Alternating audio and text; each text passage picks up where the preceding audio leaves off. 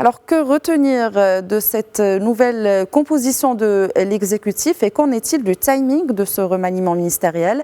Réponse avec Abdelatif Komat, il est doyen de la faculté des sciences juridiques, économiques et sociales de l'université Hassan II de Casablanca. En fait, ce nouveau gouvernement reflète justement la redynamisation que voudrait donner le Maroc sous la houlette et les orientations de Sa Majesté à un certain nombre de secteurs, notamment des secteurs stratégiques qui aujourd'hui ont la priorité au niveau des orientations royales, mais au niveau du programme gouvernemental, à savoir bien sûr l'agriculture, la santé, l'éducation, l'enseignement supérieur, l'investissement. Ce sont finalement ces portefeuilles, comme j'ai dit, qui sont stratégiques, qui sont au cœur du nouveau modèle de développement et des orientations royales qui ont connu un changement.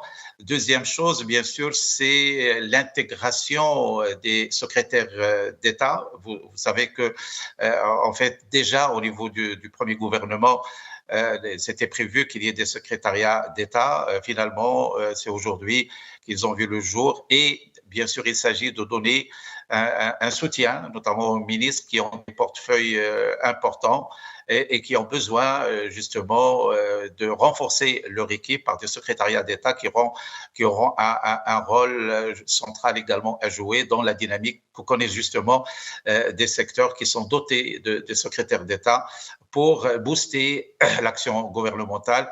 Nous savons que c'est une période cruciale. Nous sommes pratiquement à 2 années, au moins de 2 années de la fin du mandat actuel. Nous sommes également, je dirais, aux 2 dernières années du parachèvement d'un certain nombre d'objectifs stratégiques pour notre pays. Vous savez qu'il y a l'État social, le projet d'État social qui est initié par Sa Majesté et qui prévoit les 2 grandes étapes qui restent pour 2025-26, mais également il y a des objectifs en termes d'emploi, en termes d'investissement, en termes de parachèvement d'un certain nombre de lois qui sont des lois structurantes et structurées au niveau du Parlement qui devaient être traitées.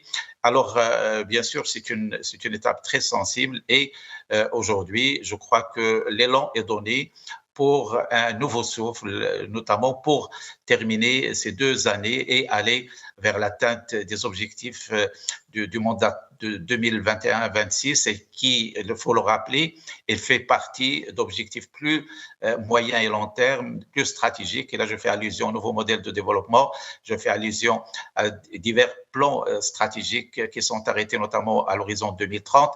Donc, nous sommes dans une période cruciale où le Maroc réalise un certain nombre de réussites sur le plan diplomatique, sur le plan politique et qui sont bien sûr appuyées par des résultats économiques et sociaux.